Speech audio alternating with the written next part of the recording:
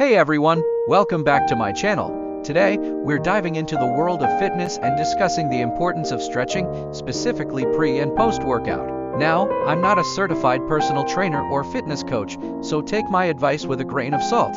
But I believe that stretching is key before and after any workout session. Personally, I try to do some stretches before hitting the gym to avoid injuries and get the most out of my workout.